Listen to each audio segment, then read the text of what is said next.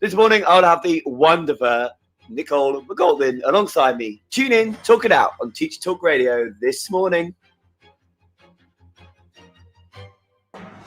Live from London, this is The Breakfast Show with James Clark on Teachers Talk Radio.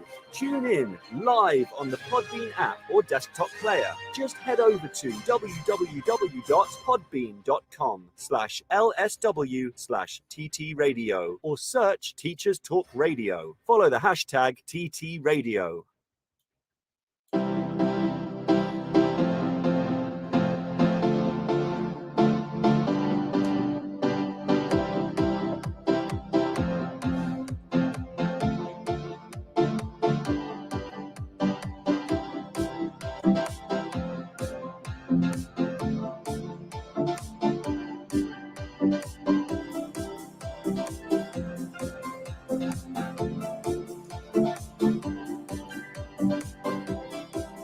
Good morning. Hello, everybody. As you could tell from my voice this morning, it is going, which is never good for any teacher.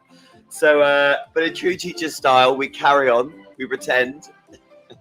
Although I don't think I'll be able to listen back to that introduction this morning as my voice is slowly going. But thank goodness I'll be joined by a special guest. So hopefully they can do all the talking for me today as we talk about putting on a show, the highs, the lows, and the results. And maybe we'll also discuss how do people find it when they start losing their voice as a teacher. It's not the most easiest thing in the world. There we go, we carry on. How are you spending your morning? Hopefully you are up, enjoying yourself, enjoying the sunshine, wherever you might be. I'm really excited to be back talking about creating the curriculum once again. I'm putting on a show, which losing my voice does make me think about the first time that I had to fully put on a show myself at school. Only happened about a couple of years ago, and I was acting head of department at the time for maternity cover. And of course, that was during the show. And my goodness, I thought that week was the most difficult week I've ever had. You know, it just happens, but we got through it. And I've got to say that it's absolutely true what somebody commented on Twitter the other day. And they were saying that, you know, at the end of it all, the kids, the students will always have your back. And 100% true.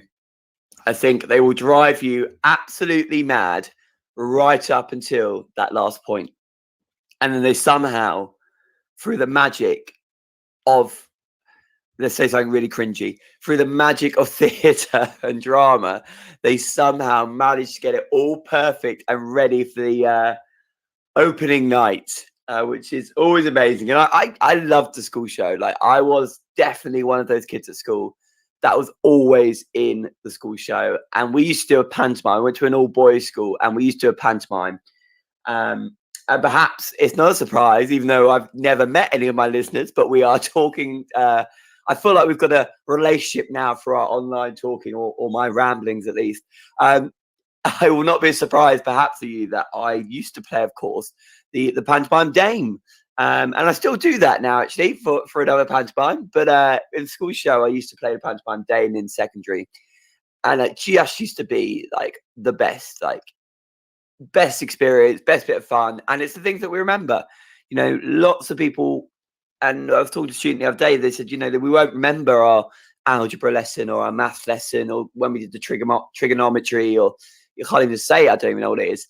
But we will remember the times that we did our school show, or that we went on that trip or that residential. And I've said that before in a previous show, and it is so, so true.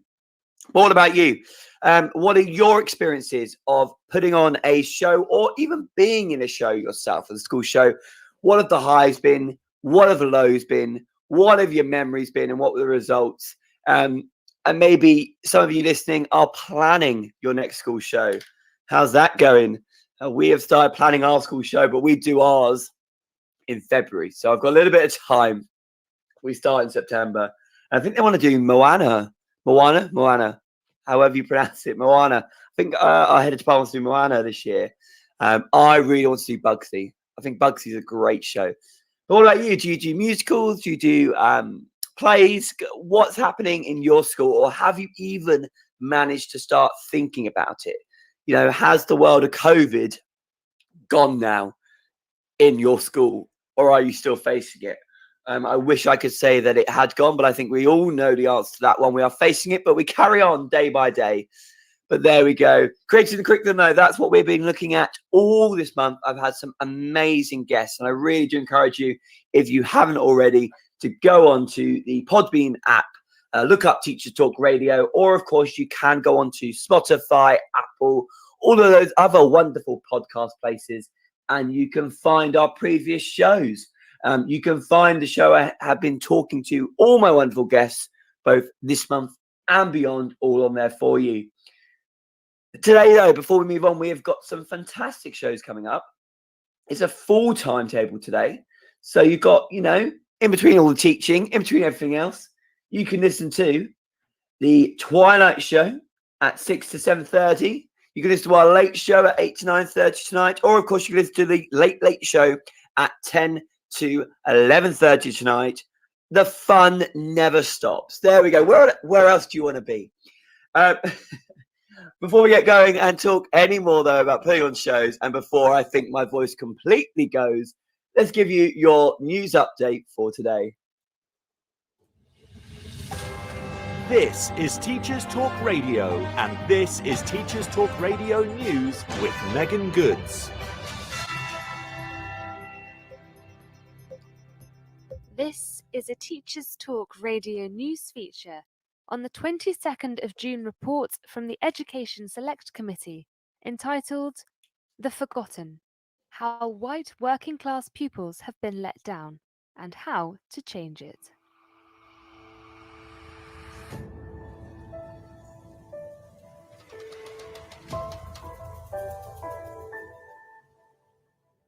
The Education Select Committee have released a report claiming white working class pupils have been failed by decades of neglect in England's education system. The committee also implied the use of the phrase white privilege suggests white pupils are at an advantage, which is the opposite of the reality for poorer white pupils. The government has responded by stating it is committed to ensuring no child is left behind. Currently, 16% of white British pupils on free school meals get university places, whilst at GCSE, 18% of white British pupils on free school meals achieved a grade 5 in English and maths, compared with 23% on average for pupils on free meals. The committee chair, Robert Halfon, called this a major social injustice that should not be swept under the carpet. Some of the cultural factors and underlying social problems featured in the report as reasons for the attainment gap included a poor local jobs market and lack of opportunity, the lack of community assets and social organisations, poor local services and transport, families with multi-generational poverty, and disengaged parents with a poor experience of education. The suggestions for rectifying the situation put forward by MPs were to use pupil premium funding to provide more support, to create family hubs to get parents involved with children's learning, to attract teachers to areas that can struggle to retain staff, to ensure that work-related vocational education is available, and to find a better way to talk about racial disparities. The Department for Education responded to the report, saying, "This government is focused on levelling up opportunity so that no young person is left behind. That's why we are providing the biggest uplift to school funding in a decade, with £3 billion in recovery funding and existing plans to increase school budgets. The pupil premium is expected to increase to more than £2.5 billion this year, through which schools can support pupils with extra teaching, academic support, or activities like breakfast clubs or educational trips." The full reports from the Education Select Committee can be accessed at parliament.uk. That was your latest Teachers Talk Radio News.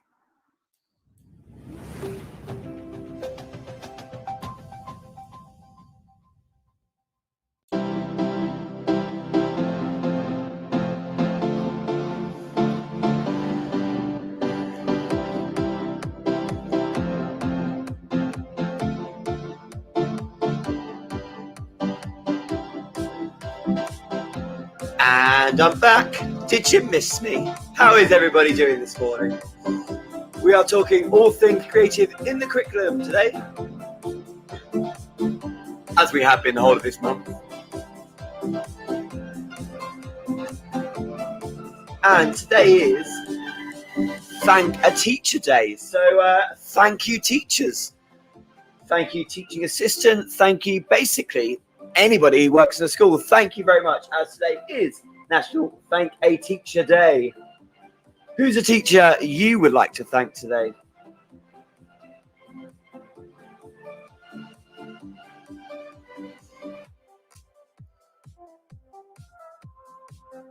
Really excited today that I'm going to be joined by the wonderful Nicola McColdin alongside me, who'll be talking all about her experiences of putting on a show, the highs, the lows, and the results.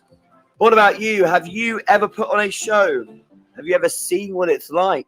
Or have you seen what it's like and gone, actually, do you know what? No, not doing it. I feel like I'm sounding really negative today, so I'm going to try and spin that and sound a lot more positive because, as I said, putting on a show is an amazing, an incredible thing. I'm going to talk a little bit more about my experiences now before I'm joined by my wonderful guest. And I think for me personally, you know, when you put on a show, you just sometimes forget, you know, all the parts that you need to do. And we're really lucky where we are. We've got some nice lighting and things like that. But you know, just that process alone of sorting out the lights, putting them in the right place, programming them, all of that literally takes days to sort out. And it makes me laugh because we're really lucky that we have a student who is amazing in our sixth form, who can do incredible things with the lighting desk, and they are able to sort it all out, which is absolutely amazing. And they're able to program all the lights, make them all work. And I'm still there trying to do the first light. And I'm like, how are you doing this? How? So, you know, it's really important to get the whole student involved, everyone involved with it. And it's just an amazing experience. And then it comes to the staging and the props and what you do with the set. And do you build it? Do you make it? Do you get students to make it? And ultimately, sometimes you end up having to still make it. And it just sort of goes round, and it gets very, very sort of adds to the list, to say the least.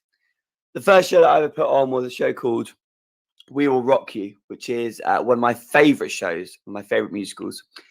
And I remember picking it because it was my choice, and I was like, yes, absolutely want to do this one. I think the kids will love it.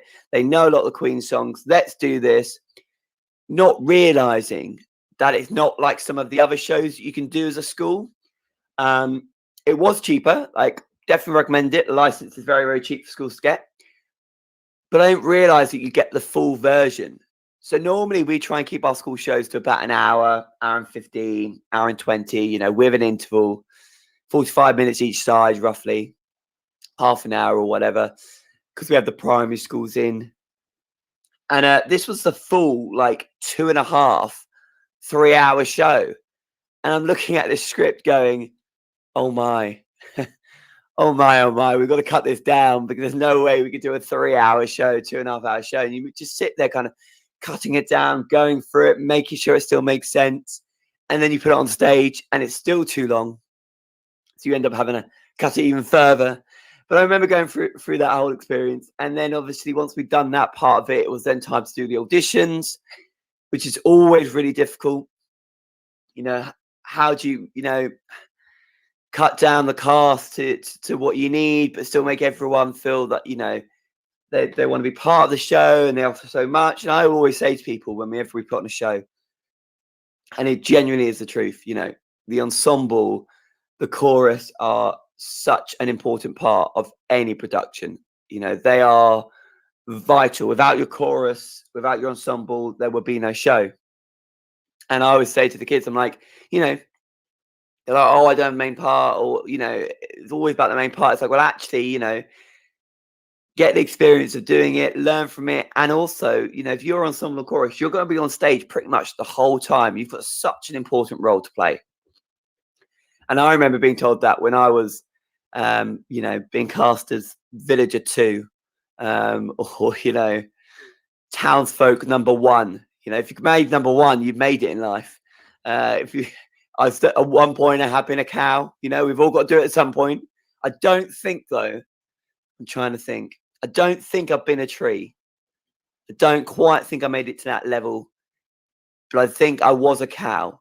So, you know, we've all got to play our part. I've definitely been a townsfolk. That's for sure.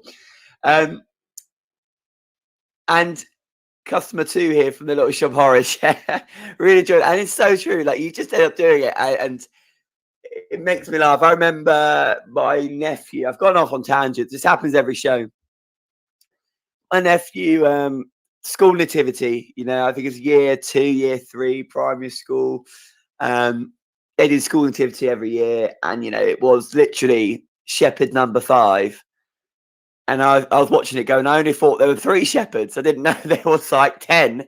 But there we go. Shepherd number 5 made it. But it's so true. But anyway, reminding you, you know, going through that whole process is really difficult. And then obviously there's always that question of, do you double cast or not just double cast? That is the question. You know, do you have 2 sets of leads or 1 set of lead or whatever it might be?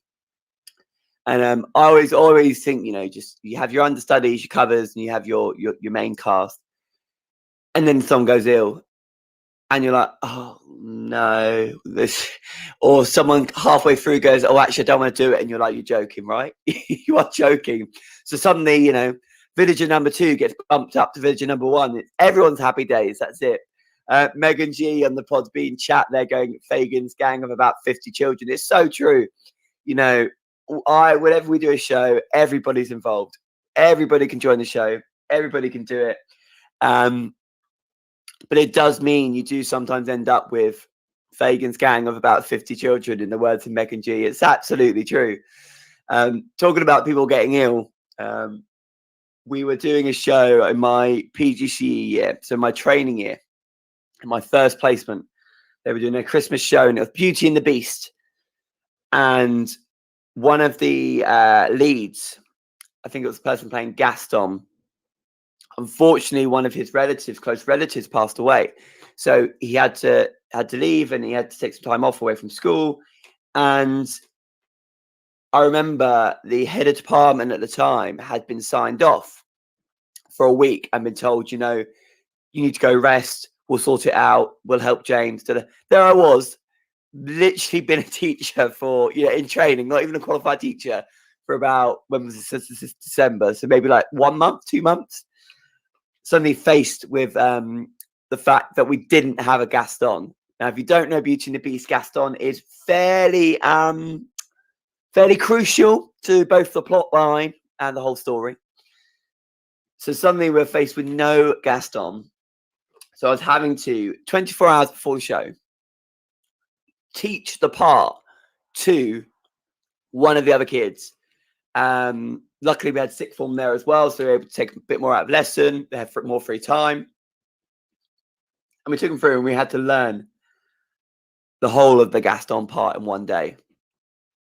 And it was almost getting to the point. There were discussions happening with myself and the head of house and the assistant head teacher. We were sat in the office, and the question was, well, James, like, can you play Gaston? Like, can you just do it? You must know the part. You must know lines. When, well, yes, I've learned the lines and I could do the songs, but it's probably not appropriate for me as a teacher to go and play Gaston, particularly as his character that falls in love with Belle. So that didn't happen. But the student did learn the part in time, and they did very, very well at it. And it just makes me think, my goodness, how many teachers out there have had to go on stage last minute? Has there been anybody who has had to go, do you know what?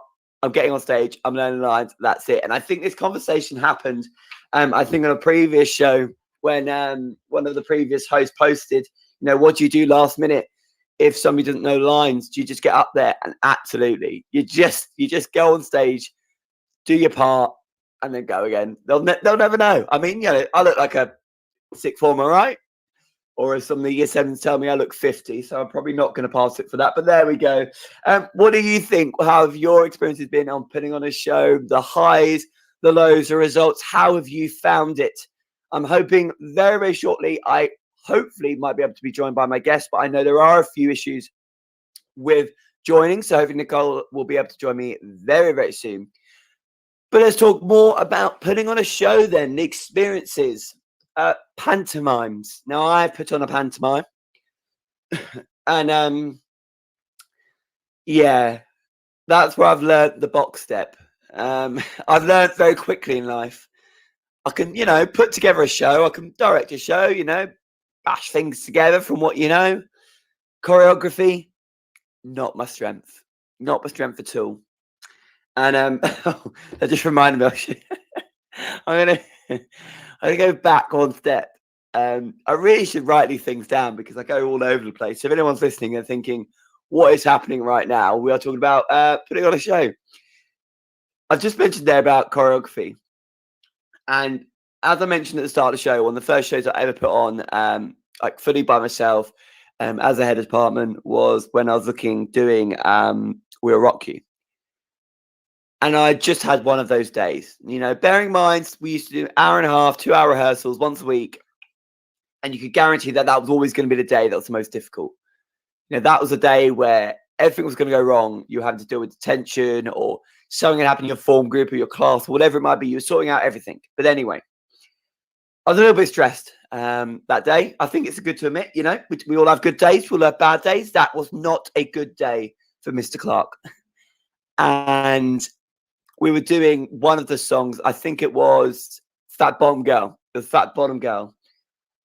And I was just got to the point where I went, we just need to do some moves. Let's just do a dance. I'm not a dancer. Let's just do something. And I was getting too into it. I exerted myself a little bit too much. And I was going, heel, tap, so I'm doing it here now. Not that anybody can see, but if you can pretend you can see, I'm doing the dance for you right now. So you kind of went to the side, tap, heel, down, heel, down, heel, down. And the problem was, where I was a little bit stressed, I was really doing it quite hard. So I sort of then, okay, right, down, right, click, and I hit the ground really hard with my foot. I did my back in, so, at which point the head teacher walks in because they were like, oh, it sounds really nice, sounding really great. And I'm sitting on a chair holding my back in pain going, I can't move because I've just heel click and I've clicked my back. So note to self, don't do the heel click. And if anyone wants to know what that is, maybe I should post a picture. Maybe I need to post a Twitter video of me doing the heel click to explain to you all what it is. But don't recommend it. Absolutely not. And then we're talking about choreography. I'll go back now, if I can, to the pantomime. First time I put on pantomime. And, you run out of dance moves very quickly. Having not been a dancer myself, you do get to the point where you're like, I've no idea what I'm doing now. So I've done the box step. I've done around the world. I've done the air grabs. What else do you do? So I'm massively envious and appreciative of any dancers who are listening, choreographers, anything like that, because it is not at all an easy thing to do. I don't know how you do it, because after the heel click and the box step, I'm out. I've no idea what else to do. Once I had to lead a dance lesson for a cover lesson at school, and so I just put on the Macarena and the Cha-Cha Slide as the warm-up because I said I don't know what else to do. And they loved it. The kids had a great time. And then they had to do something else. And I was like, oh, cool. Yeah, we can do this. Just make you realize how specialist everybody's subject is and how it is massively difficult. I'm now going to hopefully welcome my guest very, very soon. I know they're having a few issues. So I'm hoping they'll be able to do it. And if they can join me, fantastic. But in the meantime, I'm going to play you a short advertisement and then we'll carry on with our conversations of creatives in the curriculum.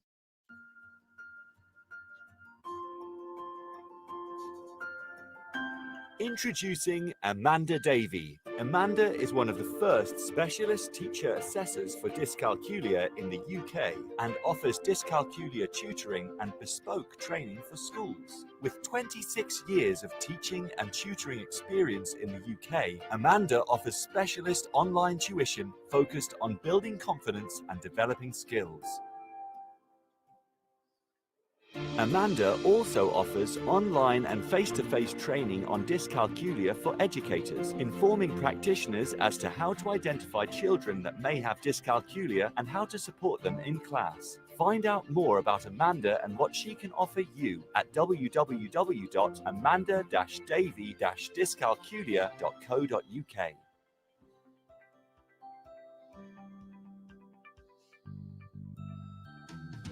Creative Resources, made for teachers by teachers. At Creative Resources, we've been rethinking what a classroom can be.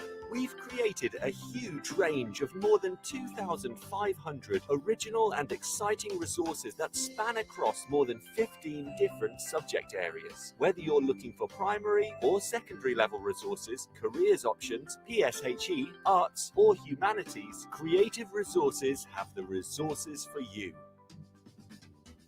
We offer full curriculum packages and unique, challenging escape rooms themed on topics such as Shakespeare, Tudors, and fractions. We have quizzes, task cards, Tarsier puzzles, and lots more. Better still, more than 100 resources can be accessed for free. Just visit our website, www.cre8tiveresources.com. You can get 10% off any order you make on our website by using the discount code TT Radio. Creative Resources, made for teachers by teachers.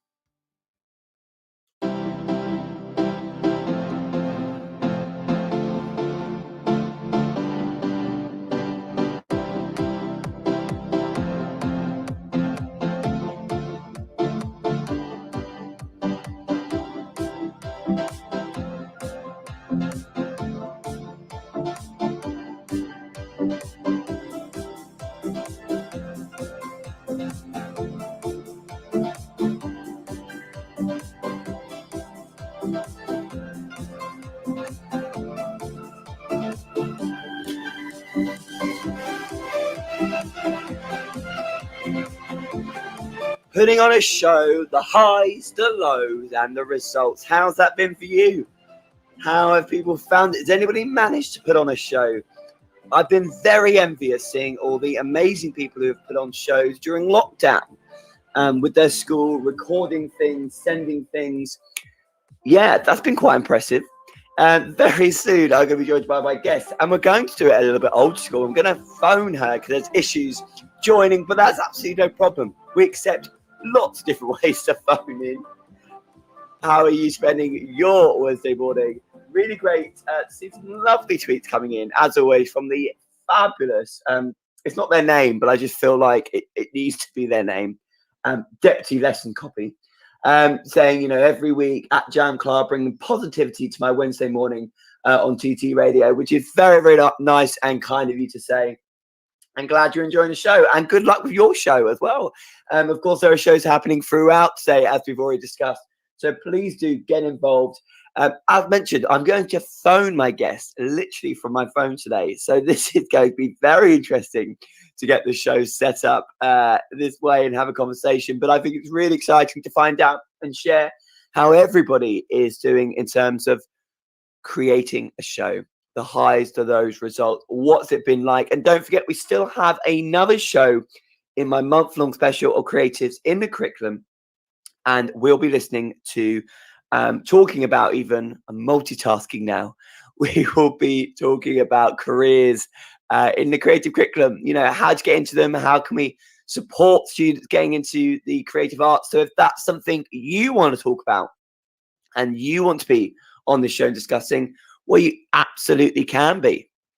All you need to do is contact me at JamClark96 on Twitter, or indeed, why not get involved and become a host yourself? Perhaps you're sat there thinking this morning, I can talk for England or wherever you might be around the world. I can talk about education. I can talk about schools. I want to get involved. Well, you absolutely can be. And I believe, if I'm correct, from what I'm reading, there are 50 plus of us now, 50 plus hosts. There are loads of us. So if you want to get involved in this network of teachers and share your voice, well, you absolutely can do. Just get in contact with Teachers Talk Radio. So now I'm going to call in my first guest, just calling her now. and then we're going to start our interview. Very formal. Before then, should we have a little bit of a dance, a little bit of boogie? Let's get ourselves going with a bit of upbeat summer party while we bring in our guest, Nicolo.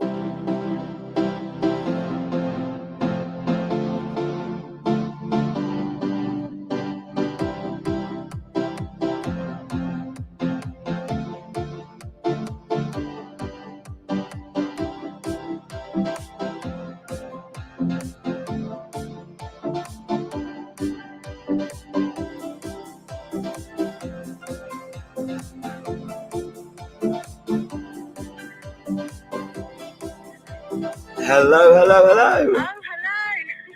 How are you? Yeah, good. Oh, my goodness. I'm a little bit stressed, but yeah. No need to be sure. It's the joys of technology. You thought we would have loved it by now, wouldn't you? That's it.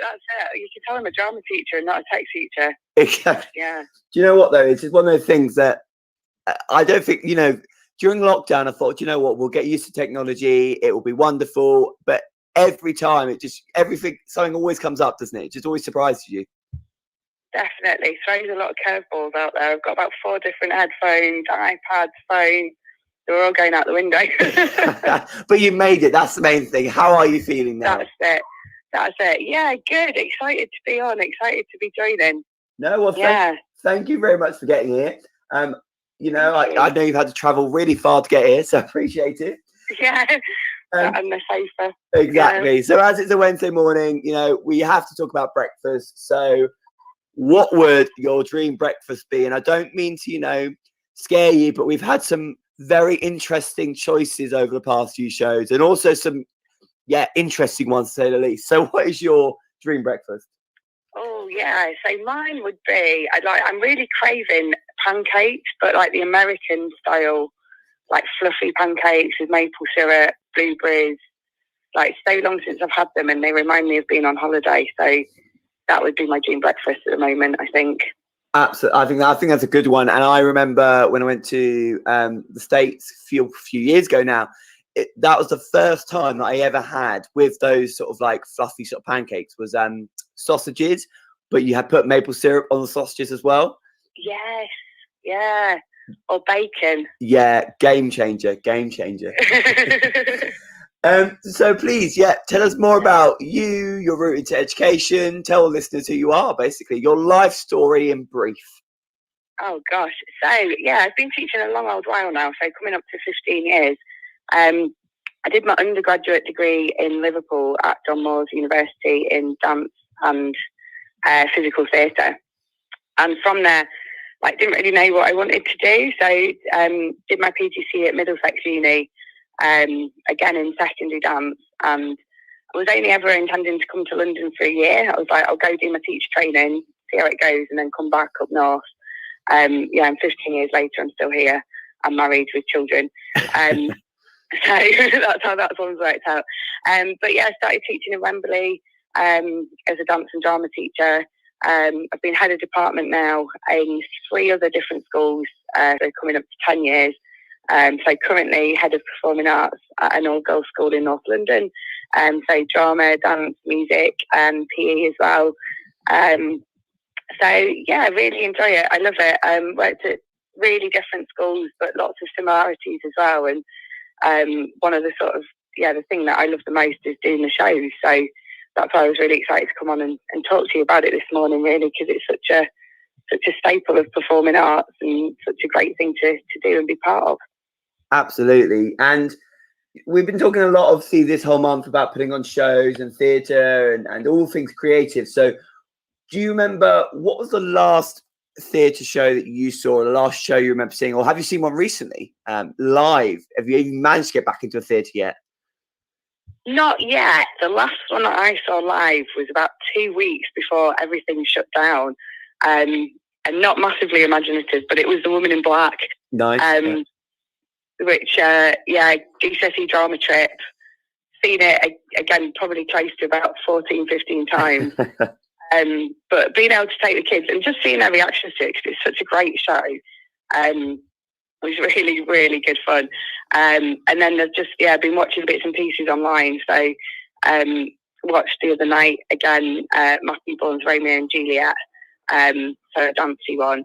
Because although I saw it at the theatre, it's a while since I'd seen it, and it's just such a lovely interpretation of it. But really looking forward to getting back to theatre when it reopens. But the first show I've actually booked is one for my son, so it's What the Ladybird Heard. But I'm absolutely desperate to see Six in the West End, because I've heard such good things about it. So I need to treat myself and get tickets for that one when I can. Yeah, absolutely. I've just had a friend who went to go see Six, and she said it was absolutely amazing. I love the music to it. I love that. And do you know what? I love taking kids to students, particularly to go see any big West End show, even if it's, you know, I do like it, nothing wrong with it. But even if it is something like Wicked or, you know, some of those more traditional big West End shows, just because I think, you know, they just, when they see it and they see the lights and the big stage and the band, and it's just a really great example of how big theatre can be in lots of ways. That's it. There's nothing like it, and I think for a lot of our students, it's not always something that they're used to, and just being around the audience and stepping in, I'm really excited. I hope it comes back sort of as normal as possible in a safe way. But yeah, that feeling, there's such a buzz about it. You can't beat it. No, not at all. So, last performance that you put on personally, what was it? So the last one I put on personally is about 3 years ago now, but it was In the Heights, and we were really lucky in that we were one of the first schools to actually get the performing rights for it. Yeah. Absolutely love Lin-Manuel Miranda's stuff, and just with the kids that I had at that school at that time, they were buzzing about Hamilton. Loads of them really sort of strong with rapping, even if they weren't necessarily singers. So it was just a perfect production in that sense, that there was just a whole range of roles. You've got the main character, Usnavi, but also you've got some other really big numbers for Nina and Vanessa and Daniela. So a really great one for a school, actually, because you don't sort of have that hierarchy of roles that you maybe do in other productions. And it was brilliant. I don't think my music teacher colleague was quite as excited as I was, because the music's really hard. Yeah. But yeah, it all came together, and it was such a great show. We actually, our Usnavi was amazing. He took the script. We gave it out just before the summer holidays. We came back in September, and he knew it. He'd learnt the lines. He'd watched versions on YouTube. He was just perfect. He really embodied that role so well. And yeah, definitely had a few of the pulling my hair out moments, but he was he was outstanding, and it was I really recommend it as a show to do. Actually, I think it works really well in a secondary school. If you've got the kids, definitely. I mean, that's quite a big show to put on as well. It's quite difficult, wasn't that? Yeah, it was massive. Yeah, that's it. It was like, I have a tendency to go and look and sort of see, oh, what do I like? I love that one. Let's do it. That one being a good example. Another time, we did the school's edition of Les Mis. Oh, wow. How was that? Yeah, again, me getting really carried away. But it was fantastic. And with that one, I actually got a lot of students involved that I didn't expect to. I think because it was sung through, and maybe it's probably fair to say less cheesy. It's definitely not a jazz hands one. I had quite a lot of students that had never done a musical before join it. Probably my biggest cast. I think we had close to 80 kids involved performing, then an orchestra, then the tech crew. That was huge. And again, me and my colleague were just like, why have we done this again? Are we crazy? But the payoff was well worth it. And the licensee people actually came and saw it. So I think that's something to be mindful of when you're staging a show and you've paid for the performance rights. Do be prepared for them to turn up and watch it, because they do check it out.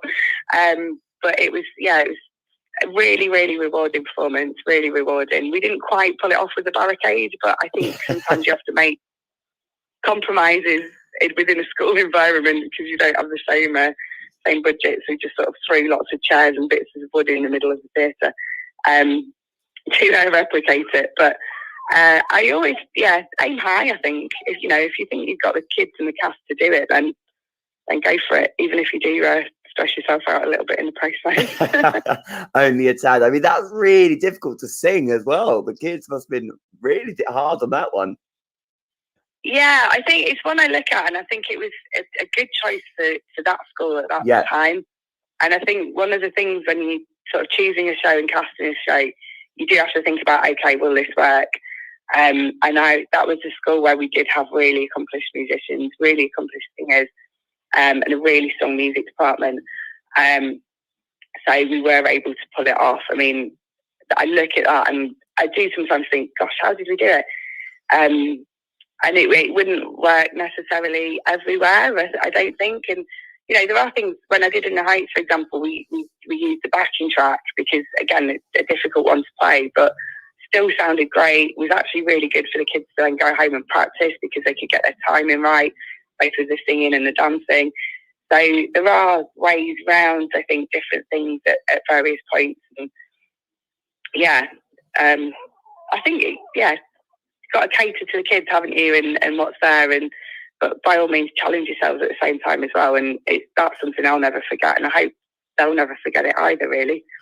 No, I think that's absolutely true. I think that's the most important part is, you know, we said it right at the start, is you really don't forget those moments in school where you put on the show, or, you know, even I still remember doing year 6, I think it was, well, no, in primary school, every year you had to do your class assembly or your year group assembly. You know, year 4 assembly, year 5, and you know, I really remember that, and the silly scenes, and I think we did X Factor or whatever. You know, those are the things that you remember. But what's the hardest part to think about putting on a show? You know, for me, I find it really difficult, the audition process, particularly when there's, you know, it's between 1 or 2, and it's really hard. Or on the flip side, you don't think you've got the right kids for the cast you need. What's the hardest part for you, do you think? Oh, definitely. Like, the audition process can be difficult. Like, I enjoy it from the point of view of being a teacher, but I know some of the kids, bless them, they get so nervous as well. And seeing that side of it and just trying to be like warm and kind with them still, that is difficult. I think the biggest thing, and in teaching, full stop, it always comes back to the same things. It's time. Yeah. And the longer I've been teaching, I feel like the less and less time I've had to be able to dedicate to putting on shows. I mean, when I first started teaching, you know, we got time off to rig and take the lights. Excuse me, sorry. You know, time off to rehearse during curriculum time, which would never happen now. And the kids that were coming to rehearsals, they didn't have various other things going on, whereas now when you're doing your rehearsal schedule, you've got to think, right, well, this year group have intervention on this day, and I know that this club's running at this time, I've got a meeting on this day. So it does become a lot more sort of logistically difficult to do that rehearsal schedule and make sure you've got the time to do it. And I love the weekend rehearsals, I love the late nights as well when we've got tech week and things, and coming in the holidays. I think that always is a little bit special, and the kids get excited as well. They're wanting to, you know, they see school and no one else is around, and it's their territory in the hall. And but time, I think, is definitely a big factor. You know, going and doing a show and then coming back and sitting and writing your reports, for example, or putting your coursework sample together. Or, you know, if anybody's done it at the moment with tags, absolutely hats off to them. I mean, that must have been an incredible feat if anybody has managed to get anything extracurricular whilst doing that. And also budget as well. Yeah. To properly do a show, to license it, that takes up a lot of money. And I don't think always in schools people are aware actually just how much that can cost. You know, you're looking at, with some shows, £1,000 to get the libretto and everything. And then you've got your costume, various lighting bits and things like that, which, you know, it's not to say that you can't do it on a budget. You know, there's great shows that are much cheaper or even free to license. You can get kids to bring in bits and pieces as well. But time and money, definitely, which I think could probably be said for a lot of things within school, not just the shows, but there's two things that have got smaller in the time that I've been putting on school shows for sure. Yeah, and I think that's the biggest thing. I think time is the hardest. You know, budget definitely, and I think if you're not from a creative arts background as well, people don't always appreciate the cost it actually takes. And it's fine to say, and I know, you know, some teachers have said, oh, you know, their senior leadership team or their heads like, you know, oh, we just want you to put on the show. And it's like, well, that's fine, but you've got to finance it. You've got to put some money behind it if you want the show that you've got in mind in their heads, because they don't always see actually the reality of what it is if you haven't done it yourself or had to sort things out. Like you said, just the basics of the license. You know, lots of people want, oh, we want a big musical. Well, that's fine, but you want anything Disney and you're going to have to pay for the rights, and that's really expensive. I think it's really great that there are, I think the School of Rock do cheaper rates for schools, and I know Real Rock You does. There are a few shows out there aren't Disney that do support it, but you know, if you want that big, you know, Aladdin or whatever it might be, you've got to put the money in first. Yeah, absolutely, and particularly at the moment as well, with like how the theatre industry is post COVID. You know, we've got to pay artists, and however well, you know, sometimes you see posts like, oh, have you got a PDF of this script or that one, and however well intentioned it is, and you know, again, however small our budgets are, we have to make sure that we are paying people properly, because you know, we've been through a horrendous situation in the industry, and we've got to support those around us so we keep theatre alive, basically. And yeah, getting those that are in the sort of positions of power and that hold the purse strings to see that as well, I think is so important. Absolutely. And I mean, have you ever got to that point in a rehearsal process where you've gone, do you know what? I don't think it's going to happen. It's just not going to happen. Have you ever had that moment of fear where you're like, oh my goodness, is this show even going to happen? There's no way it's happening. We're not ready. Da, da, da, da. Have you ever been there? Or have you always been calm, cool, collective, not stressed at all? I'd love to say that I've been calm and collected, but I think with every single performance that I've done, yeah, I've got to a point, whether it's been like a show or even just like a showcase of different pieces, there's always that moment where you're just like, oh God, will it work? And it's normally like the week before or like a couple of days before. I think maybe the dress rehearsal is normally flying by the seat of your pants, that one a bit. Yeah, always. And that's a joy, I think, of working with young people. But also, it just makes it, I think when you get to that point, when they do pull it off on the night, it just makes it all the more special, because you've been through that experience together. You've ripped your hair out. I mean, normally, you know, I do like a big like speech. I remember one year, it's possibly within the Heights actually, the head teacher coming in and being like, right, come on kids, you've invested all this time in this, like giving them a real sort of rallying cry. We're all like, it's not going to happen. It's never going to come together. You know, people painting the set whilst we're running the dress rehearsal and things like that, and pinning costumes. Because it's such a massive thing to try and put on. But then it works. It works. I say that I've been at that point with every single show and performance that I've done, but I've never been sat in a performance where I've not had goosebumps, and I've not been, I'm such a crier anyway, but like moved to tears by what the young people have done, because they always pull it out of the bag. It always comes together. And I say that with confidence. I'll probably, the next show that I do, I'll be at the same point going, oh my God, is it going to come together? Yeah, absolutely. And I think, I mean, I'm always the same. I always tell the kids, they take bets now of, you know, when is he going to cry? You know, what moment? It should come at some point, either through stress or enjoyment and thanks. But, you know, and also just talking there about costumes. Where would we be as creative teachers without safety pins? I think they are literally the lifesaver of any show. Safety pins and gaffer tape. What that can't fix, who knows? Yeah, safety pins, gaffer tape, and Primark as well. Oh yeah, those t-shirts, £2 t-shirts. They do everything. Yeah. So you know, when you were at school, you know, what were your memories? I've talked a lot about it being my memory of, you know, being doing pantomime as a school and all the shows and things like that. What are your memories of the arts when you were at school, particularly on a show focus? Is there any shows that stand out for you or productions in particular when you were at school?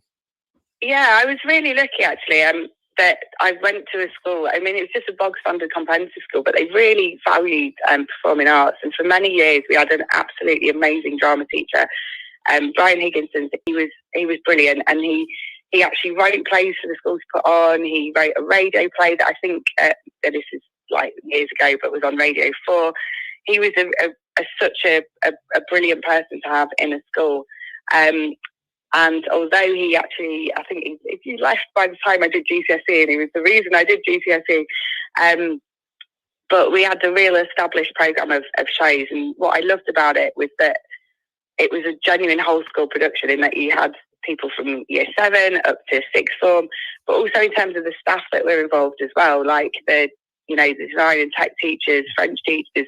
It didn't matter what their subject was; they were on board and doing costume, doing set, doing the lighting. So the very first one I did at school was Bride to 7 Brothers. So that was when I was in year 8, and I was so excited. I can still, if I close my eyes now, I'm stood on that stage, I'm stood in the wings, ready to walk on in the opening number. And I can still remember my friends that were in it and who the main cast were, and just being completely in awe of them as well. Year 8, 13 years old, looking up to these 6th formers that seemed so grown up and so adult at that point, and seeing them singing, thinking, gosh, I want that to be me one day, despite the fact that I actually do have a quite horrendous singing voice. But yeah, I just loved it, and you become part of a family. I think, you do form really close-knit bonds with the people that you're in those shows with, and sort of year after year it becomes something that you do. And we absolutely, when I was in 6th form, begged and pleaded our performing arts department to do Grease. We wanted Grease to be the last one before we went to uni, because that was like the big one to do at the time. And again, like in the chorus, dancing around and in the 50s dresses and the pink ladies jackets. Most likely in my case miming along, but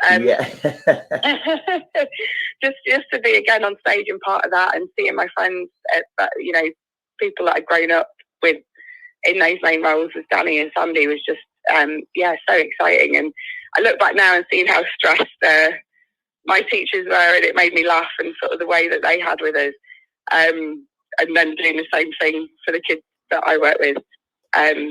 But yeah, the musicals were a key point. I mean, I was just really lucky as well that we had a whole truck theatre close by as well, and being able to watch performances there. And see, for me, like seeing performances, and again, it gets done to death, but like teachers, this play script, and seeing people like that on stage, for me as a kid from that area, was like, what? They're in a theatre and they're talking like what we do, and talking about the things that are happening around us. That was really important. And I think our teachers saw that and tried to expose us to as much as possible, which was great. And that's really what I went to school for. The shows, Rock Challenge is another big thing that we did.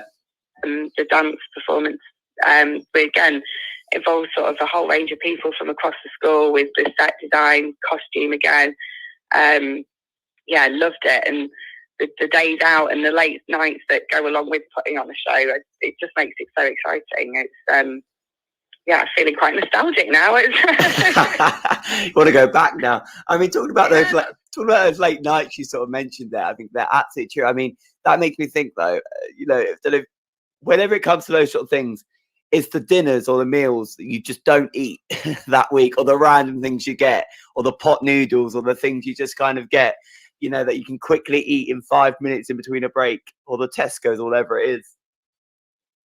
Yeah, and just like, picking at what the kids' sweets and stuff. That's my favourite. Oh, yeah. What have you got there? We're all running on sugar. Yes, that's it. And but one thing I do like to do actually is, like, again, sort of budget permitting, is just order pizzas in for everyone one night, which is, it sort of gives a sense of occasion. It's something that everyone remembers, and you've got that coming together of everyone and having like a family meal almost as a cast. I think is lovely, and a nice reward as well for all their hard work, because they put so much into it as well. Like, bless them. I mean, it always amazed me how much pizza they can eat. Yes, and it must be hollow. Yeah, exactly. So have you started to even think about, or be able to think about, planning a next show? Or excuse me, yes. So we did with our winter show, we normally do a performing arts showcase, so drama, dance, music, sort of one-off acts coming together. So this year we decided to film it and sort of keep it in our bubbles. So it was mostly our year 10 groups in those, but a few sort of soloists and things from around school and solo dancers and things. So it's one of those where we're sort of begging for money to get somebody to come in and film it and edit it.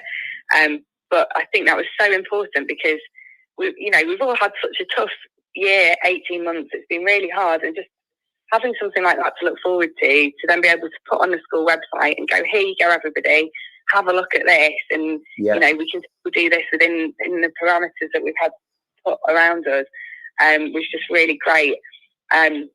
Although the Tuesday before it was due to be filmed, I was sent home to isolate. So I owe a huge debt of gratitude to my colleagues who still put it together regardless.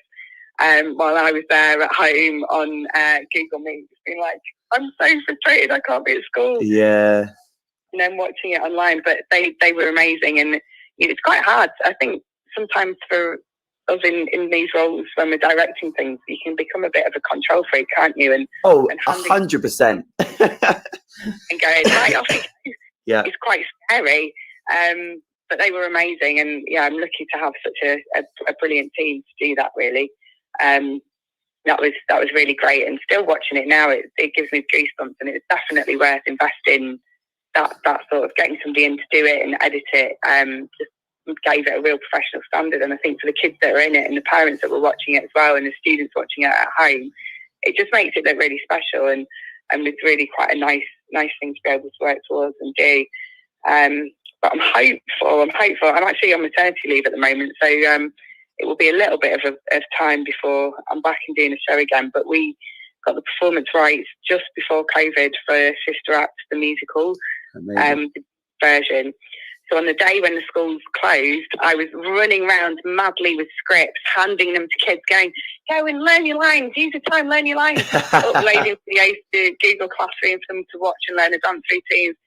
Really optimistic that we'd come back together, come back in the summer or whatever, and I'll be able to work on it and put on a show, which sadly hasn't happened. But I do hope once I'm back that we will be able to resurrect that. And again, very grateful for the licensing company that they've extended that so that we can still have that to work towards. Might just have to do a bit of rejigging with the cast and changing up some of the year 11s, bless them, who will have sadly missed out. But I really hope so. I mean, I've heard amazing things about schools doing stuff, hiring gazebos and tents and markets to be able to put on shows and do rehearsals. One of my old colleagues was still running his orchestra outside, even when it was raining and snowy and what have you. And I just think the lengths that people have gone to try and do these things for our students still is just phenomenal. So yeah, definitely want to get back to it as soon as we can and as soon as it's safe.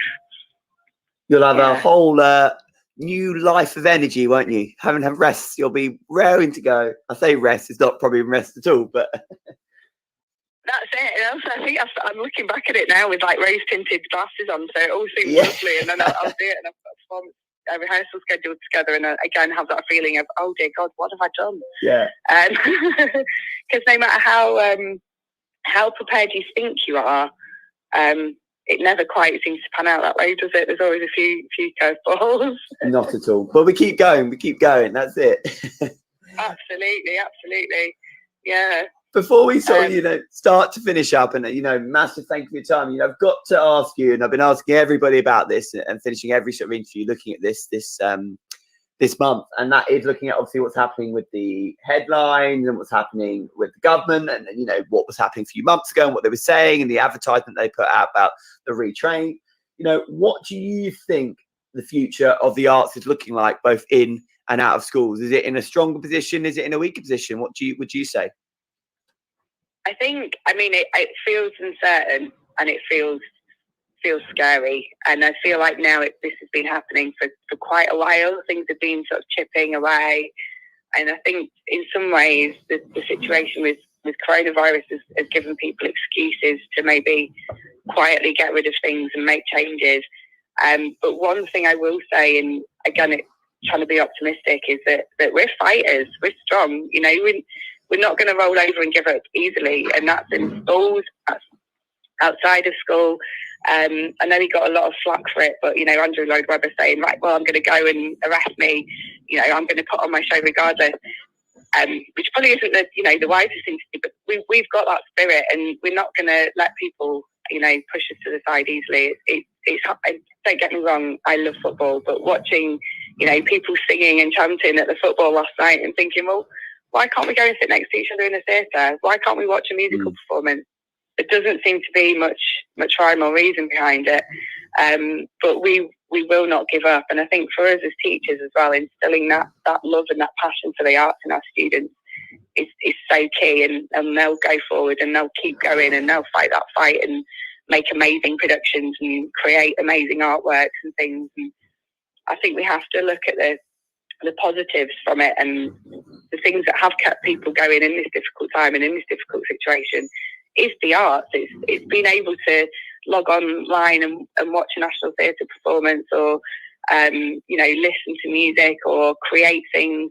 One of my favourite things to watch actually was Grayson's Art Club. I just thought that was such a great programme, creating artwork. It really was sort of warm and lovely, and I think we will try and keep going, and hopefully the tide will turn and people will see the value in it, because it's not just about necessarily, you know, being a performer. There's so much else that goes on as well, you know, all those other roles in theatre and within the arts that are key, the technical aspects of it, the sound people, the lighting designers, the costume designers, who, you know, people designing, who usually create costumes for Western shows, then making scrubs for the NHS and face masks and things. We're incredibly resilient people, artists, I think. So although the government may well have their agenda and they may well have their ideas and what they think art should be, I think we'll keep going and we'll fight that fight and keep it for generations to come. You know, I look at my kids and I want them to have the same experiences at the schools they go to, and, you know, be in the shows. And yeah, I like to play my son the Hamilton soundtrack and be like, this might be you one day. Keep going. That's it. But yeah, we won't give up. You know, there's lots of good things happening, and I think we have to look at the positive. And because we're creative people, we find creative ways around it. We'll find a solution, and we'll just be in people's faces, dancing and singing and acting our socks off. All the jazz hands, all the box steps. Yeah, absolutely. Well, thank you so much for your time. I really appreciate you know, coming on today and persevering. And we got there in the end, even though technology was not going to stop us. As you say, we are creative people. We'll find a way. Anyway, Thank you for having me. It's been such good fun, and my daughter stayed asleep throughout the whole thing, which is a miracle. Well, you know what? That's what we do. We make people sleep. That's it. Where can people reach out to find out more about you? I mean, I know you're active on Twitter and things like that. So what's your Twitter handle?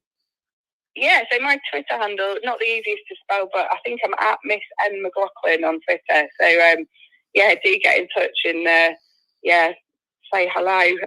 Hopefully I've not rambled too much and sort of put people off. Not at all. I mean, you know, this is the good thing about all us arts teachers. We just love a chat. I think everybody's the same. Yeah, definitely. Could talk the hind legs off a donkey. Yeah. Well, thank you so much. Enjoy the rest of your day. What's next for you? Today? Yeah. Just chilling out really at home. So hopefully catch up on a little bit of sleep and having a walk with my little one. Is the plan. I hope that happens for you. I hope she stays asleep for you. That's it. Thank you. Thank you very much. Enjoy the rest of your day. Thank you for joining us. You too. Bye now. Bye.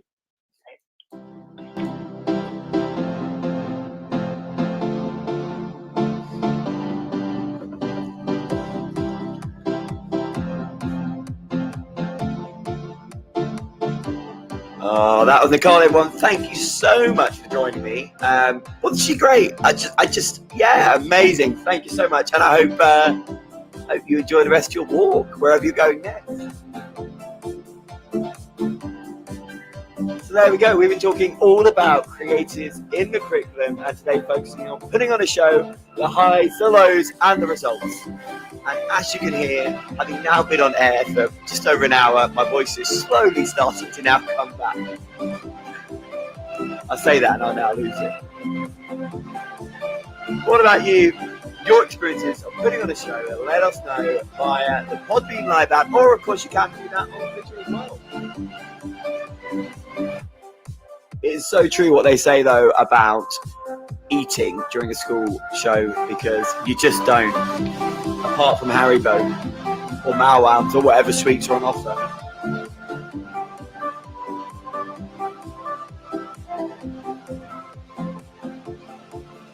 But that was my special guest, and she was amazing. And if you were wondering what that Twitter handle was, you can reach out. It's at MS capital N capital M C capital L OUGHLIN, and you can follow her there. And it's just really great to be joined by so many amazing people. And every time I do this show, and every time I get somebody new that's from a creative on it, I just think, wow, like we are so good at talking. Like you get any drama person or music person or theatre person up, and you just ask them a question, and they just come up with the best, the best kind of line of conversation. So thank you so much, my wonderful guest. And thank you to all my wonderful listeners. As always, very appreciative to have your support here on Teachers Talk Radio on the Wednesday morning breakfast show. Over 10 shows I've done now, which is slightly crazy. So I'm very excited that very soon I will be, I think I mentioned this last week, receiving my mug, which I'm super excited about, and shirt, going to frame it. Can I frame a mug? I don't know if I can frame a mug. I'm going to frame it. There we go. And thanks to everybody that's supporting us. Can you believe, I'm just going on it now, there are over 5,000 followers now on the Teacher Talk Radio Twitter. So if you are listening and not one of those 5,000, firstly, what are you doing? Why are you not following? You can do so by going on to @TT Radio 2021, where you can catch up with all the amazing shows that are happening and all the amazing questions that go out, and you can get your voice heard here on Teacher Talk Radio. Tune in, talk it out. That's what it's all about. That is a new rhyme. There we go. You can have that one, Tom, if you're listening. There you go. You can have that one on me, no problem. But putting on a show and just talking there, and it is absolutely so nostalgic. You listen back and you're like, wow, I really miss putting on a show. There is something really special about it. And I think this is where any drama teachers, catering teachers, PE teachers, anyone that's running those extracurricular clubs for an extended period of time, where you really get to know students and you see them in a very different light. So when you get to see them in a light that's not academic, and you just see them and they are just being free, and they're expressing themselves, and they're doing their passion, and they're doing what they enjoy, and the relationships you build are amazing. And that's the same with trips as well. I think, one of my first shows I ever talked about was, extracurricular and residential trips and the power of those. And it's so true with school shows as well. You just get to see students in another light, and they get to put themselves in another light, and they get to express themselves. And if we've learned anything over this time period of COVID, it's how important being creative, getting out and about really is, because it's so true. We've all been inside now for a long, long time. I think we want to get out, we want to be creative, we want to be expressive, and we want the arts back. And I think we are getting there. They're coming back slowly but surely, but we need to make sure that all of us and, all of our schools are really pushing for that, because I think we need to realize the power that they hold. I think there's a bit of it's gone less so, but I think there is still an idea of catch up, and people need to do this and people need to do that. Actually, we need to enjoy school, and we need to enjoy our education, and we need to talk to people again, and we need to communicate, and we need to express ourselves, and we've got to do all of these other things, which in turn is going to help us with our well-being, our mental health, overall effectiveness. There's a study, I think, I want to say it was in Japan, I think. It's an old study. And I think they did it recently in sort of Sweden Sweden, Norway sort of way, where they reduced the work days by 4 days or whatever it was, and then 3 days off or extended holiday or whatever it was. Actually, people are happy to do things over longer hours and were more productive because they had that freedom, that time to express themselves, that time to be creative in those other forums, other parts of the day or for longer periods, and actually that produced or increased their productivity. But that's just my thoughts. I'm yet to be education minister. I'm just sat here in my bedroom on Teacher Talk Radio ranting about school shows. So there we go. Not yet at that position, but maybe, who knows, maybe Boris Johnson is listening. If Boris Johnson is listening, feel free to come on our show. You'd be more than welcome. I'm sure there'll be many a host that would happily have you on their show to talk about your thoughts on education, which I'm sure will be very, very interesting to listen to and discuss. And of that, though, here is your Wednesday morning news update. This is Teachers Talk Radio, and this is Teachers Talk Radio News with Megan Goods. This is a Teachers Talk Radio news feature on the 22nd of June report from the Education Select Committee entitled The Forgotten: How White Working Class Pupils Have Been Let Down and How to Change It.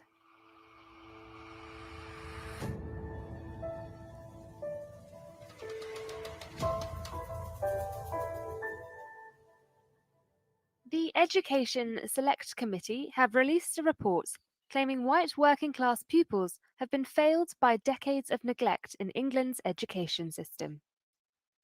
The committee also implied the use of the phrase white privilege suggests white pupils are at an advantage, which is the opposite of the reality for poorer white pupils.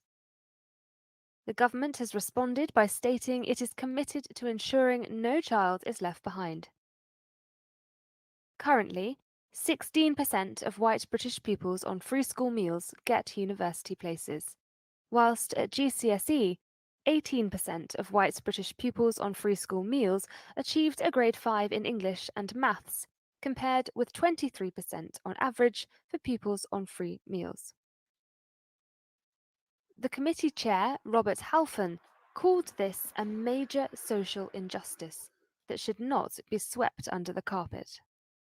Some of the cultural factors and underlying social problems featured in the report as reasons for the attainment gap included a poor local jobs market and lack of opportunity, the lack of community assets and social organisations, poor local services and transport, families with multi-generational poverty, and disengaged parents with a poor experience of education.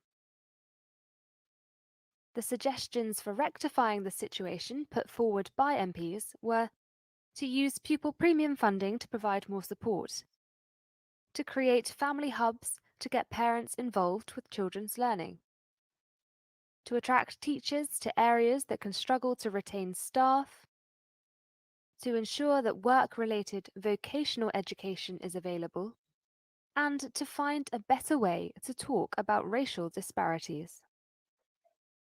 The Department for Education responded to the report, saying, "This government is focused on levelling up opportunity so that no young person is left behind. That's why we are providing the biggest uplift to school funding in a decade, with £3 billion in recovery funding and existing plans to increase school budgets. The pupil premium is expected to increase to more than £2.5 billion this year, through which schools can support pupils with extra teaching, academic support, or activities like breakfast clubs or educational trips." The full reports from the Education Select Committee can be accessed at parliament.uk. That was your latest Teachers Talk Radio News.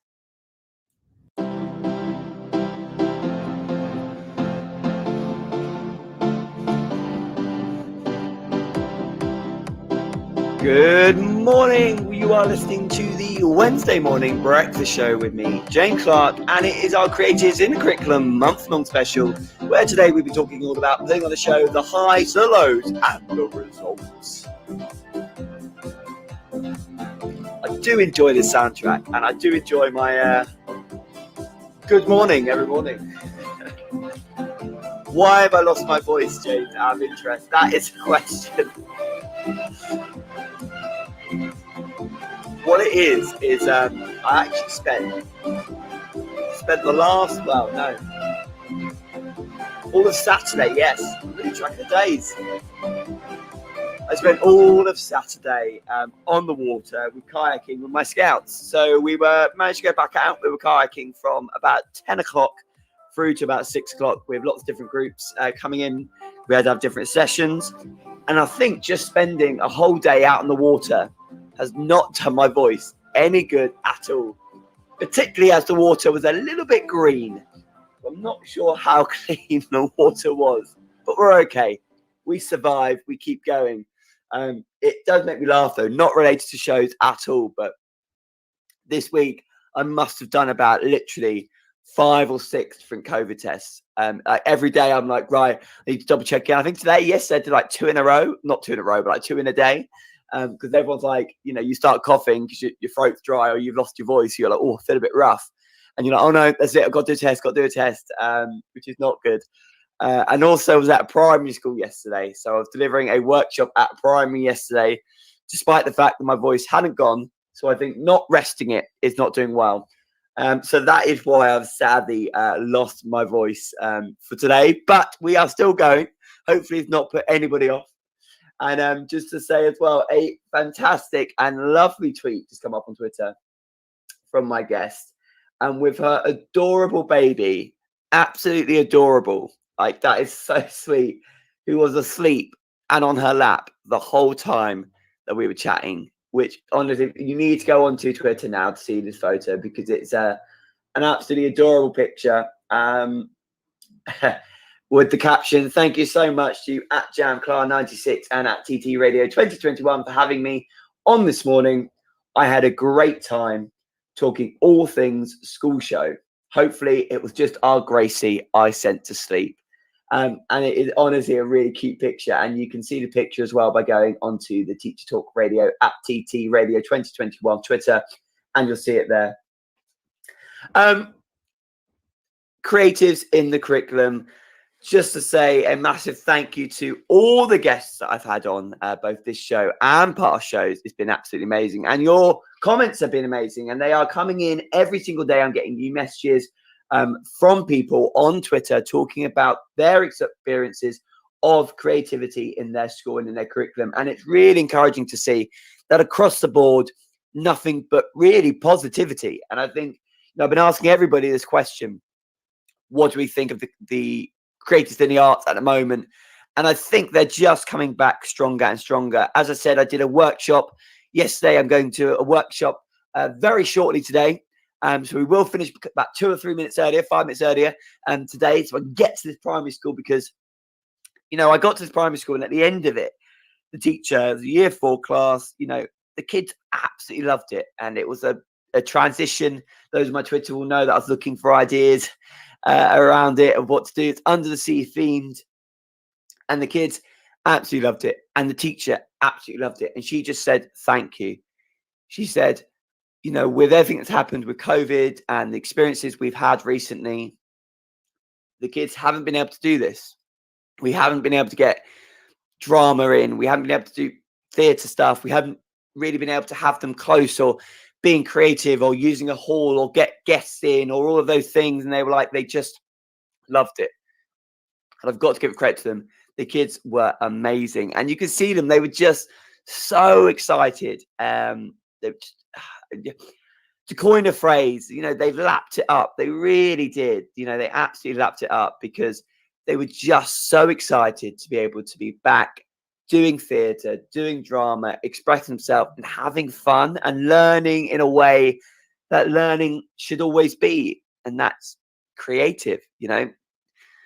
I don't know many people that learn best from just sitting and reading a book. We've got to do something with that knowledge. We've got to apply that knowledge. And my goodness, is doing drama and theatre a great way to apply that knowledge. At least I would say that, but we do it in every subject. I remember in geography, one of my favorite geography lessons was we had to do a news report.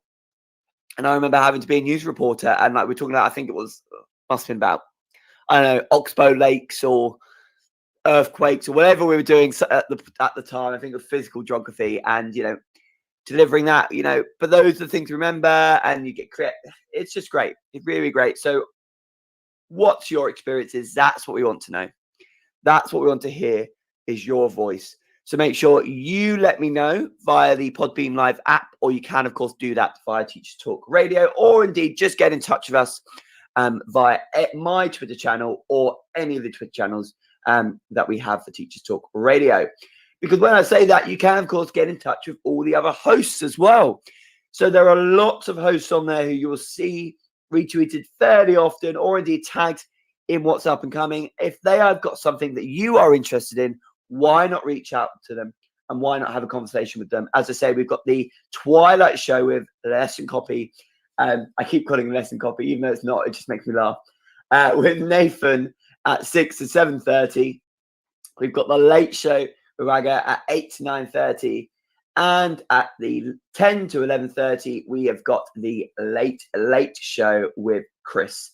So do make sure you join into those. Tune in for the rest of this week, where there is so much happening on Teachers Talk Radio. And remember, you can, of course, get involved, and you can be a host.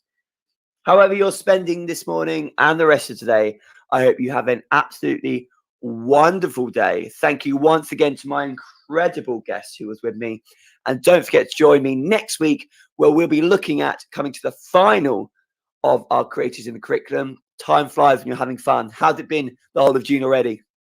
But when we come to the final, and we will be discussing all about careers in the creatives. How do you get there? How do you support students in getting there?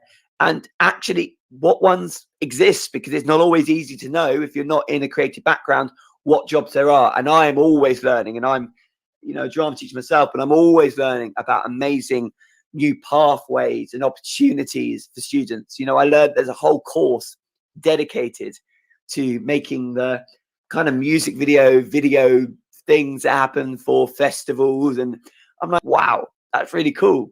Or, learning to be a prop maker or a costume or scenic design, or all of these pathways that students don't always know about. So how can we as educators ensure that our young people are getting the best opportunities to find out about the opportunities that lay on for them later in their life? That was a bit deep. With that, though, I wish you all the best. Stay safe. And however you are spending the rest of the day, have an amazing, sunny, hopefully Wednesday, wherever you are. I've been James with your Wednesday morning breakfast show on Teachers Talk Radio. Have a great day.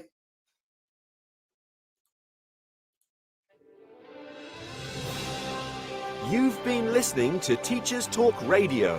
Tune in live and listen back at ttradio.org. We look forward to hearing from you next time on Teachers Talk Radio.